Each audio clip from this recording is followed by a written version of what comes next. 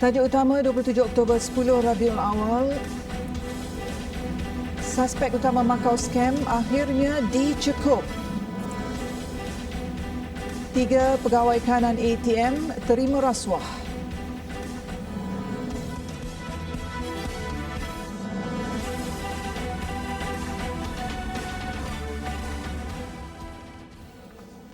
Bismillahirrahmanirrahim. Assalamualaikum warahmatullahi wabarakatuh. Berita Al-Hijrah malam ini bersama saya Aziza Arifin. Selepas 15 hari menghilangkan diri, suspek utama kes pengubahan wang haram akhirnya berjaya diberkas. Goh Leong Yong atau Alvin Yang ditahan di sebuah pusat peranginan di Pahang awal pagi tadi, direman 3 hari bermula hari ini. Ketua Jabatan Siasatan Jenayah Kuala Lumpur, Senior Assistant Commissioner Nik Ros Azhan Nik Abdul Hamid berkata, Alvin ditahan bagi membantu siasatan berhubung kes perjudian diceras. Sementara wanita warga Cina yang dipercayai teman wanitanya pula akan dibebaskan selepas keterangannya diambil.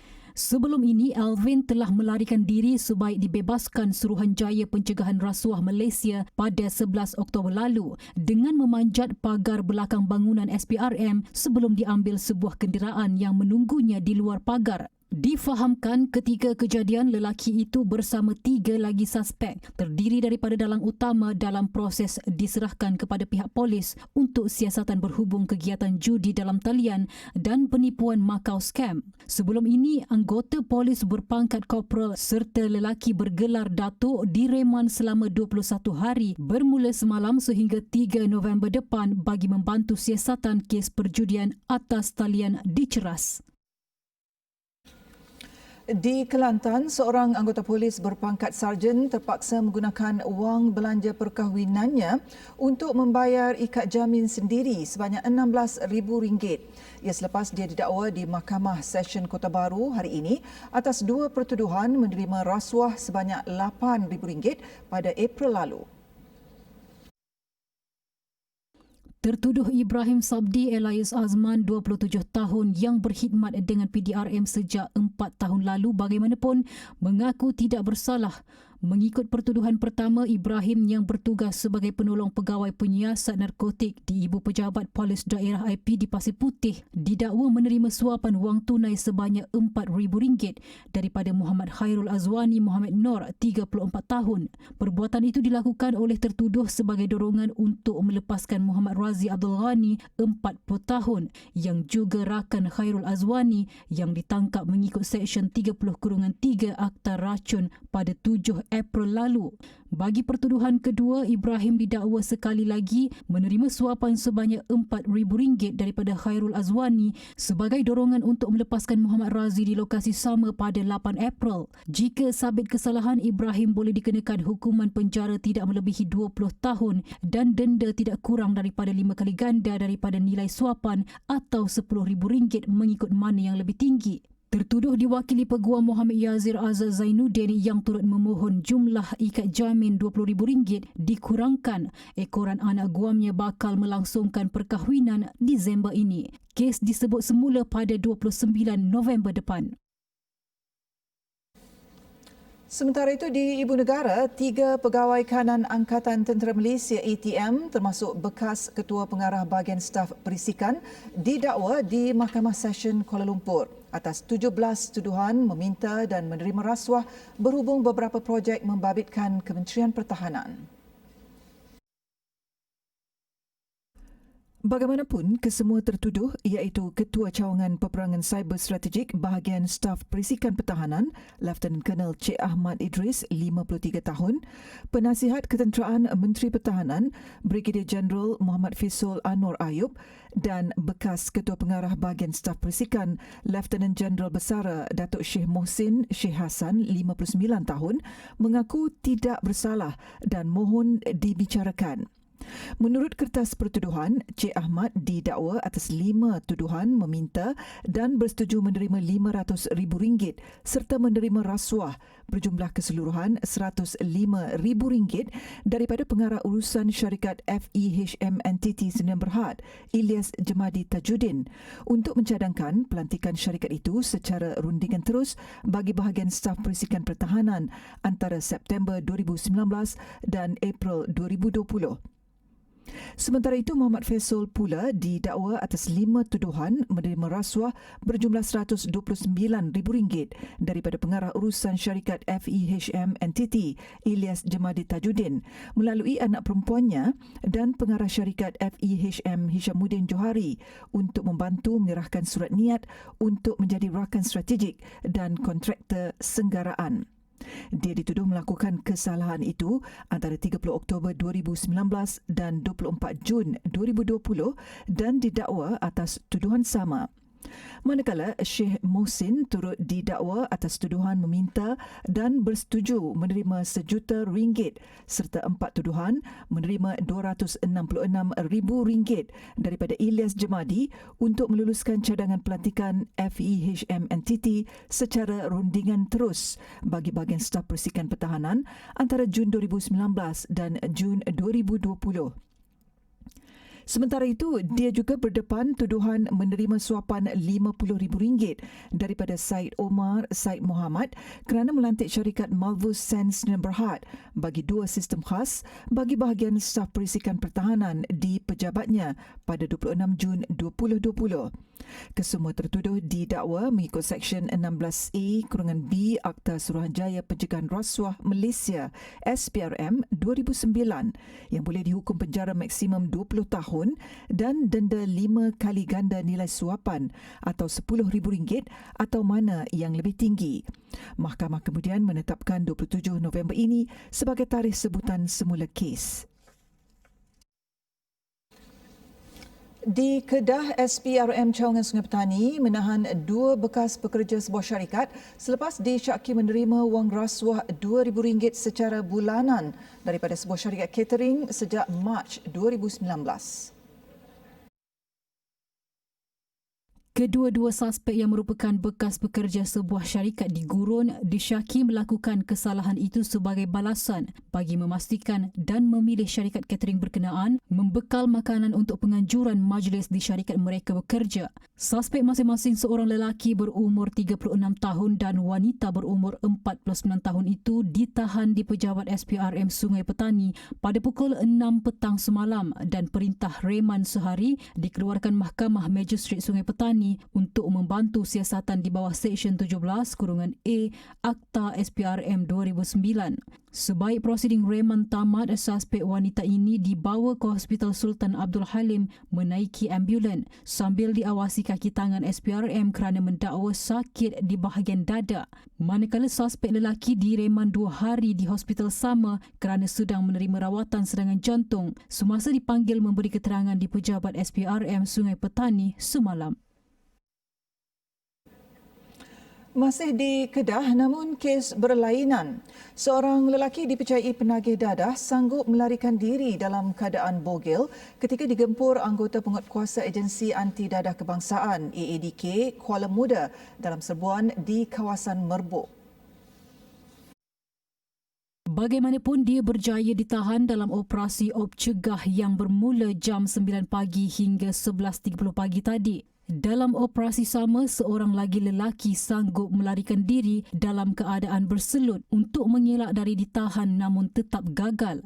Menurut Ketua Pegawai AADK Daerah Kuala Muda Arnida Ishak, dalam operasi itu seramai 15 individu disyaki penagih dadah yang terdiri daripada 15 lelaki dan seorang wanita ditahan di 10 kawasan di daerah itu. Operasi dilakukan di Kampung Pengkalan Batu Lintang dan Taman Sri Pinang di Tikam Batu, Flat Payu Nahu 2. Kampung Belakang Klinik dan Kampung Tengkorak Batu di Bukit Selambau, Kampung Baru di Sungai Lalang. Kesemua mereka yang ditahan berusia antara 16 hingga 60 tahun dan hasil ujian saringan awal air kencing mendapati kesemua mereka positif dadah. Kesemua mereka yang ditahan akan disiasat mengikut Seksyen 3-1 Akta Penagih Dadah, Rawatan dan Pemulihan 1983, Pindaan 1998. 5 daripadanya akan ditahan reman di Lokap AADK Kuala Muda, manakala 10 yang lain dibebaskan dengan jaminan bersyarat. Manakala di Pulau Pinang, seorang juruteknik komputer menjadi individu pertama di negeri itu dihadapkan ke Mahkamah Majistret Georgetown mengikut pindaan baharu Seksyen 45A-1 Akta Pengangkutan Jalan Pindaan 2020 bagi pemandu mabuk yang berkuat kuasa Jumaat lepas. Tertuduh So Yen Yu, 21 tahun, bagaimanapun mengaku tidak bersalah di atas pertuduhan menunggang motosikal di bawah pengaruh alkohol Ahad lalu. Mengikut kertas pertuduhan, Yen Yu didakwa menunggang motosikal melebihi kadar alkohol yang ditetapkan iaitu 125 mg alkohol dalam 100 darah di lebuh raya Tun Dr. Lim Chong Yu pada jam 2.55 pagi 25 Oktober.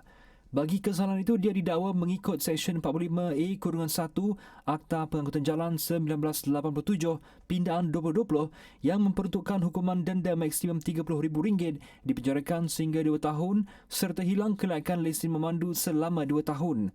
Tertuduh diwakili Peguam Muhammad Ismail Muhammad yang dalam rayuannya memohon mahkamah menetapkan jaminan yang setimpal. Ia berkaitan Yen Yu baru mendapat pekerjaan sebagai juruteknik komputer selain masih muda. Magistrate Rosni Muhammad Ridwan kemudian yang membenarkan tertuduh diikat jamin RM10,000 dan menetapkan 27 November depan sebagai tarikh sebutan semula kes. Dayang Topaz hampir karam 2 maut.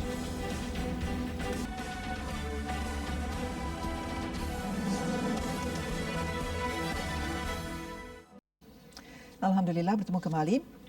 Sekurang-kurangnya 2 maut daripada 187 kru kapal yang terlibat dalam insiden kapal yang hampir karam selepas terlanggar platform minyak di perairan 7.7 Batu Nautika dari Kuala Baram, Miri, Sarawak. Dalam kejadian sekitar jam 6.45 pagi tadi itu, disyaki berpunca daripada salah satu kabel sauh kapal Dayang Topaz yang terputus akibat cuaca buruk dan laut bergelora. Selepas sauh Dayang Topaz terputus, ia tidak dapat dikawal menyebabkannya hanyut melanggar platform pelantar minyak Baram B sebelum hampir karam. Susulan itu seramai 125 kru terjun ke dalam laut manakala 62 kru berada di atas kapal berkenaan. Menurut Ketua Pengarah Maritim Malaysia Laksamana Maritim Datuk Muhammad Zubil Maksum, kesemua mangsa kemudian diselamatkan pasukan operasi mencari dan menyelamat dan dibawa ke jeti Pelabuhan Miri. Beliau dalam kenyataannya turut mengesahkan 2 mangsa mengalami kecederaan. Berdasarkan siasatan awal, mangsa yang terlibat melibatkan 185 kru warga negara Malaysia dan 2 kru warga negara Indonesia iaitu kapten kapal dan ketua pegawai berusia dalam lingkungan 21 hingga 63 tahun. Kapal MV Dayang Topaz milik syarikat DESB Marine Services Sdn Bhd dan disewa Petronas Carigali itu dilaporkan mengalami kerosakan ketika kejadian. Dalam pada itu, Pusat Operasi Mencari dan Menyelamat Maritim Malaysia MRCC Putrajaya juga telah menyelaraskan keperluan pencegahan jangkitan COVID-19 yang akan disediakan oleh Pejabat Zon Maritim Miri manakala ujian saringan akan dilaksanakan oleh petugas kesihatan Miri untuk semua mangsa.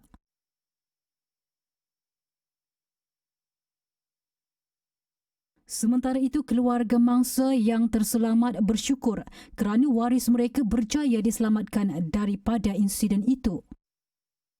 Dan yang ada waktu ya kapal dah melanggar platform, putus tali anchor ya, melanggar platform ya, dan setidaknya yang apa namanya ada di jambatan ya, semua gugur lah ke laut. Ya kejadian lah, jadi diselamatkan oleh kapal yang apa namanya yang lain datang menyelamat. Company kakak tadi dia orang punya referensan lah untuk menenangkan hati para keluarga yang datang ke sini. Dia orang cakap memang dia orang semua selamat lah buat masa sekarang. kesemua mangsa tiba di Pelabuhan Miri pada jam 2.30 petang dan diberi rawatan awal oleh pasukan perubatan.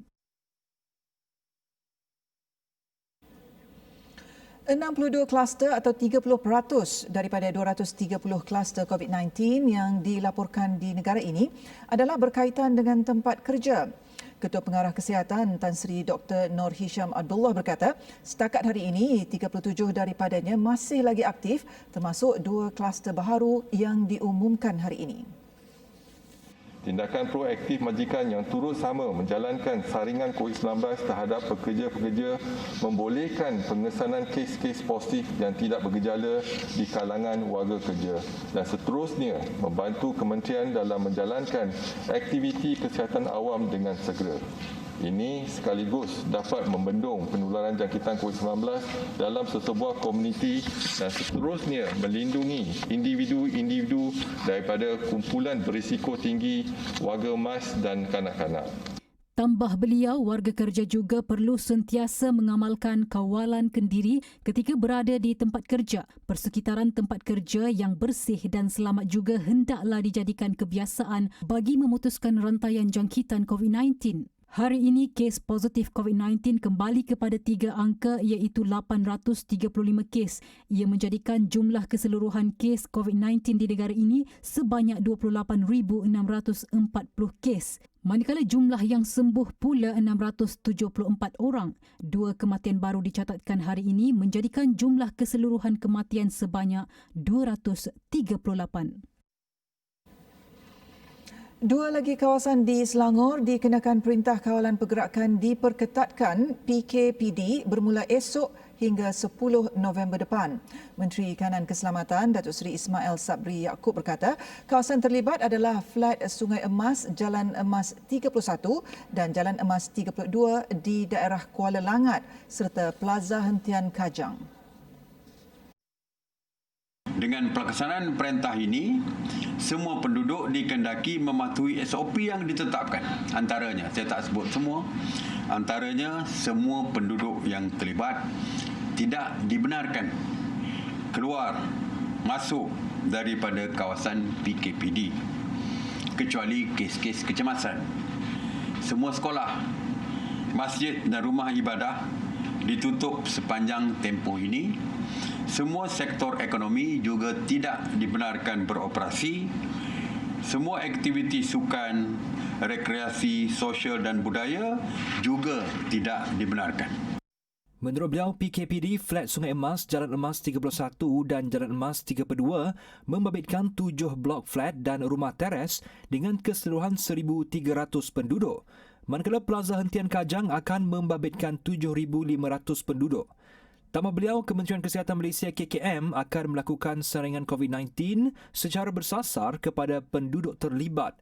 Bekal makanan juga akan diagihkan dan dikoordinasi oleh Pusat Kawalan Operasi Bencana Negeri.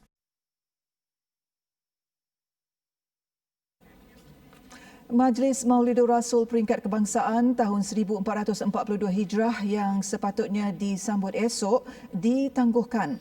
Namun menurut Menteri di Jabatan Perdana Menteri, Datuk Seri Dr. Zulkifli Mohamed Al-Bakri, pengisian sempena Maulid Nabi Muhammad itu akan disiarkan di stesen-stesen TV utama negara. Seperti mana yang kita telah nyatakan secara resmi, sambutan Maulidur Rasul sallallahu alaihi wasallam pada tahun ini ditangguhkan.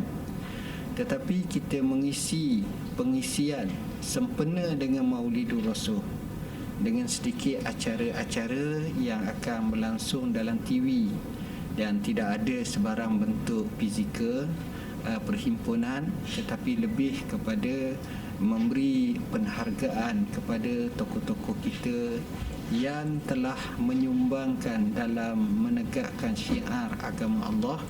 Sambutan Maulidur Rasul akan diadakan setiap tahun pada 12 Rabiul Awal. Namun bagi tahun ini, ia terpaksa dibatalkan ekoran penularan COVID-19. Madrasah diletup, 7 terbunuh.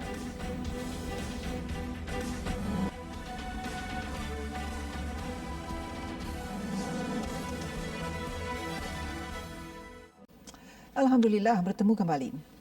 252 penyertaan termasuk bukan Islam direkodkan dalam pertandingan khad peringkat kebangsaan yang julung kali diadakan. Jumlah itu cukup memberangsangkan dalam usaha mempertabatkan seni tulisan berasaskan tulisan Arab yang sebelum ini hanya dikaitkan dengan orang Islam. Tulisan khat merupakan elemen utama dalam kesenian Islam dan ia juga cabang warisan kebangsaan Malaysia. Namun, kewujudannya perlu diperkasa agar ia tidak hanya kekal menjadi perlambangan untuk orang Islam, tetapi menjadi satu ilmu yang boleh dikongsi bersama semua kaum dan agama di negara ini. Menariknya, penyertaan lebih daripada 200 penyertaan dan telah dipilih peserta yang menang dan juga sagu hati, dan antara yang dapat sagu hati juga adalah non-Muslim daripada China yang memberi makna bahawa jenis kaligrafi atau khat ini adalah satu seni yang mungkin kita boleh kembangkan dari semasa ke semasa oleh semua pihak.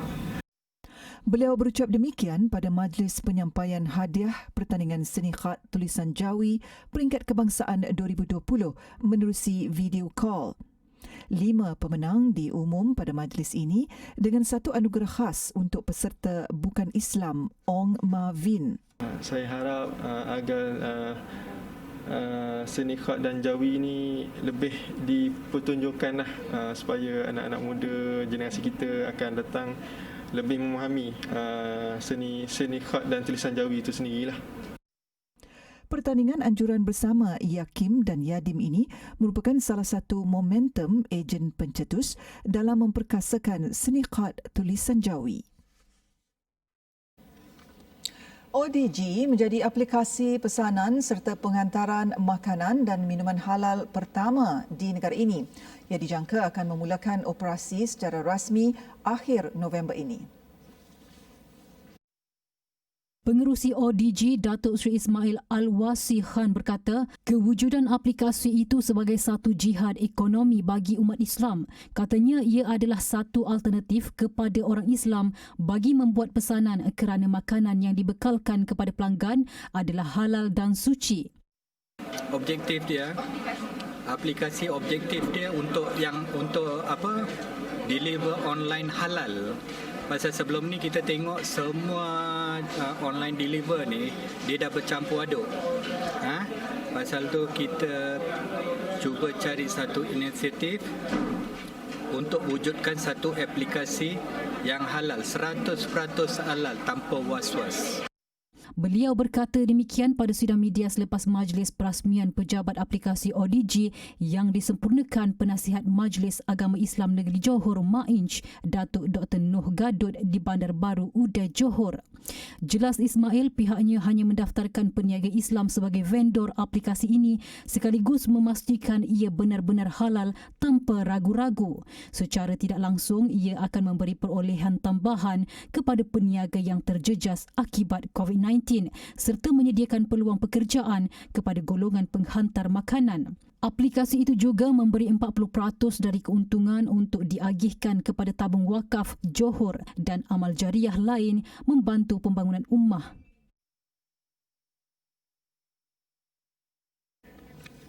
Beralih ke laporan luar negara, sekurang-kurangnya 7 terbunuh dalam satu letupan bom di sebuah madrasah di Peshawar, Pakistan. Serangan turut mencederakan 83 yang lain, kebanyakannya melecur teruk.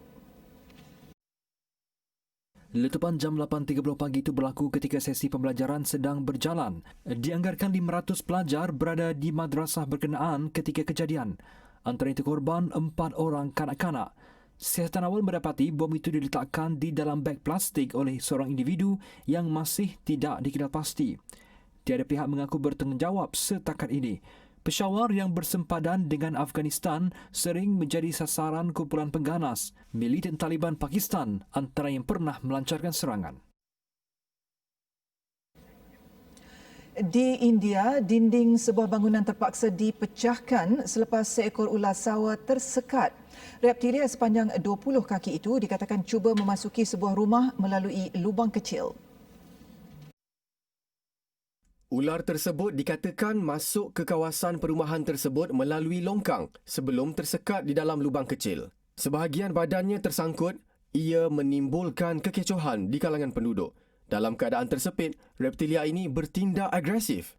Pasukan penyelamat bukan sahaja perlu berhati-hati agar tidak melakukan kerosakan besar pada bangunan, malah perlu bimbang di patuk ular.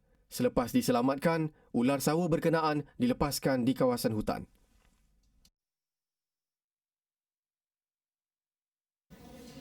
Sebelum berpisah, jangan lupa menonton siaran langsung program Hijrah Berselawat esok jam 9 malam bersempena dengan Maulidur Rasul. Program itu bakal menampilkan ramai artis nasyid tanah air, antaranya Intim, Ustaz Don Daniel, Lah Ahmad, Naim Daniel, Al-Maulid dan Zain.